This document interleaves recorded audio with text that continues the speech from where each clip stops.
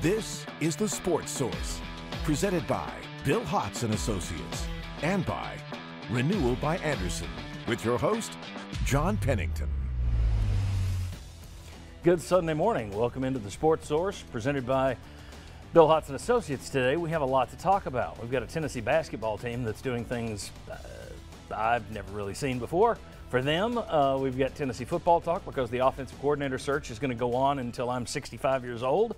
And we got some Tennessee football recruiting to discuss as well. It's a packed show. Let's get right into it. First segment, as I mentioned, brought to you by Bill Hotz and Associates. Vampires, ambulance chasers. Most people aren't big fans of attorneys till they need one. Find yourself paying medical bills because some idiot rammed your car. You're going to want the best attorney, and quick. The best attorney in this town, best attorneys you can call, Bill Hotz and Associates. You see the website right there. Memorize that thing. Take down their phone number, which is going to be on my desk on the monitor. Let's go ahead and take a look at that. Let's go to the wide shot. I'm forcing the hand of our director. There's the phone number. Remember that phone number as well, Bill Hotz and Associates. All right, we have the first group of panelists today. Mark Pankratz back with us. Thanks for being here. Former Vol assistant under Bruce Pearl and Conzo Martin. Right over here we have Josh Ward. Right over there, Mike Strange. Good morning. And right down there, Chuck Cavaleris. Am I hearing something from the booth? Okay. Heard talking. I thought someone was trying to give me a message here. So it's rare that I will break the fourth wall. All right. Actually, it's the whole show's breaking the fourth wall. Tennessee annihilated Georgia 96-50 yesterday. We talked last week that Tennessee opened with a loss in the SEC last year. By 4 points to Arkansas. So it was a 50-point swing from last year's opener. Pretty big performance from Tennessee. They did no wrong yesterday. Packed house at Thompson Bowling once again, which Tom Crean talked about afterwards. I think his quote was, Rick Barnes, it was a great atmosphere, and Rick Barnes has this thing rolling. Mark, he has it rolling. That's the only way you can say it right now. It's a long way to go. I get that. And no offense to that 31-win team that you were a part of, this is the most stable, steady, beat you any way they want Tennessee basketball team I can remember. Your thoughts on how he's got it rolling? Well, it's stable and steady in a couple ways. One, you've got Admiral Schofield and Grant Williams are playing lights out. Those guys are the epitome of consistency. And now what you've seen these last 4 or 5 games is that is now bled into Kyle Alexander and Jordan Bone. Those two guys have become the separators to where the last 4 games, Jordan Bone's averaging 6 assists, only 1 turnover, shooting 42% from three-point line, 55% from the field. He's separated himself as possibly one of the top 2 or 3 point guards in this league, and he's running the show. And then Kyle Alexander. And so consistency on both ends of the floor is what's separating this team. This bunch also continues to get deeper. I mean, that's the thing you look at. Alexander's improvement from last year, Bones' improvement from last year, Bowden is better than last year, but also Jalen Johnson got his minutes yesterday. Was something we talked about last week. Jalen Johnson got his minutes. Derek Walker got in there and got minutes. And Lamonte Turner was back, which let's start there. Let's talk about Lamonte Turner's return. Rick Barnes just said it's up to him when he's ready. Yesterday he was ready, came on, gave him a little lift, gave him 6 points. If you throw him into the mix on this team, boy, this starts to look even more dangerous than it did before. I mean, you're starting to talk about legitimate national championship hopes, and I don't think I've ever said that regarding a Tennessee basketball team before. No offense. Yeah, I kind of thought Turner's return was a must for this team, which we talked about a little bit last week, and that's not necessarily to beat Georgia. They were going to beat Georgia with or without Lamonte Turner probably pretty badly. But looking over the course of the season, to not ask too much of Bone and Bowden as the season goes along, and maybe not put too much pressure on Jalen Johnson. And I think Rick Barnes was correct when he said, Turner can come in and hit shots, but it's more than that. I thought Turner was pretty active on the defensive side, which Tennessee needed to improve on this past week, and that happened. So it's all that Turner can add to a team that's already pretty deep. Your thoughts, guys, on the win yesterday? Mike, I know you had an interesting observation. Yeah, I don't know how often this happens, but Tennessee could have gone scoreless the second half. Could have played 4 corners the second half and still won that game. They had 53 points at halftime.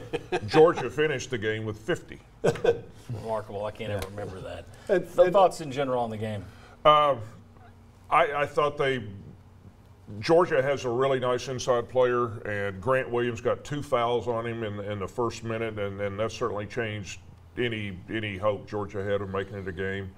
I just love the way this team shares the ball. You at one point, I think they had 21 baskets and 18 assists. And I'm in the crowd that says it was great to see Lamonte Turner back out there. He does not have to make a three-point shot to, help this team. No, and don't forget, he was the 6th man of the year in the SEC last year. So you take everything you've got in place and you bring him back in the mix. And I like what happened with Bowden. Coach Barnes was like, look, you need to play like you practice. You need to be aggressive. You need to shoot the ball. Usually it's like maybe somebody's shooting too much. And you got the number 1 and number 2 scorers in the SEC. Do you guys know how much pressure that can be? I got to get my points. I got to get my points. But you don't see that from these guys. And that's another thing that sets another great example of that. And again, the separator of the team, right? Yes, they're talented. Yes, they do things well. But I keep reiterating the fact of it's the culture that they've developed that makes them the separator. J.P. Prince transferred in at a midway point, became eligible when we were at Tennessee. When J.P. all of a sudden starts taking 8 to 9 shots a game, that's taking 8 to 9 shots from other guys. There was some disgruntlement among some other players.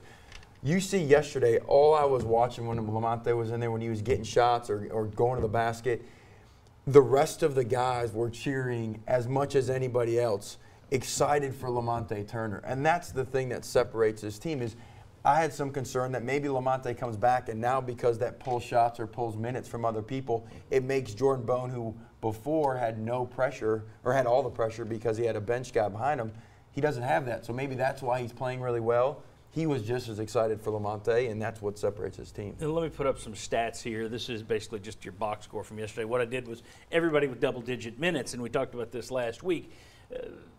They had a lot of their guys that you were thinking would get extra minutes that didn't get extra minutes against Tennessee Tech. For one, I was sitting there thinking, why do you still have some of your stars out there late in what is a 30-point game at this point? Yesterday, but you see there, Johnson with 11 minutes, Walker with 10 minutes. They split it up a little bit more. I love the Grant Williams line. Oh, yeah. 18 points, 8 rebounds, 5 assists, 2 steals, 1 block, and the biggie, just 2 personal fouls, which we've talked about on the show time and time again. He's going to have to become a player that is there available for the full 40 instead of just available for the first 35 and fouling out. Yeah, he got Georgia in foul trouble and avoided fouls himself. Yeah, exactly, which is what you want out of him. Be physical, and hopefully they'll whistle the other guy. You wonder how that's going to go on the road in the SEC in terms of his physicality. Will it be him that gets the fouls or the home guy? My guess is it may be the road guy. Any other thoughts on this team to start with? Well, for one, let's talk about the atmosphere at Thompson-Boling. You saw it when Bruce Pearl had it rolling. That place was as good an arena as any in the country. Looks like it's heading back there again. Well, and you have one of the top 20 players in the country in attendance who's going to an early Tennessee-Georgia tip and then going to watch Ole Miss Vanderbilt later that evening, who's 2 other finalists in his decision. And he's going to be comparing that atmosphere in Thompson-Boling Arena compared to what he's going to see in Memorial Coliseum. Vol fans did a lot yesterday in the way that they showed up. And, John, real quick, the last thing I would say, imagine trying to do the scouting report on Tennessee. And what are you going to try and take away? And even if you are successful at that, somebody else can beat you. And that's another thing that makes this team so special. Even if you do the really good scouting report and you stop that, somebody else can still beat you. To your point, yesterday they start out pressuring Georgia, right? Because they're terrible at taking care of the basketball. Their guards playing too fast. So what do? They're playing token pressure, and Grant Williams is working the ball up the court, and it gets Georgia out of whack, and the rest is history. It's a long season. I keep telling myself that. I know there's some folks out there that don't want to hear that. I love social media because I was reading. Well, actually, I hate social media, but I was reading. I love to you laugh. love to hate it. I love to laugh at social media because there were a lot of people saying this team's going to breeze through the conference schedule. They're not going to lose a game. Can't wait till March. And I'm just thinking, how many Virginia fans were saying that last year? Weird things happen in college basketball. They especially happen on the road. Tennessee goes on the road for 2 straight games coming up this week. A little later, Mark will be back to preview Tennessee visiting Conzo Martin's Missouri Tigers and visiting Florida later this week. Up next, though, we're going to be talking Tennessee football. Did you hear Jeremy Pruitt's looking for an offensive coordinator? As we enter the second trimester at this point, we'll be discussing how Tennessee is birthing an offensive coordinator. Come on back on the Sports Source.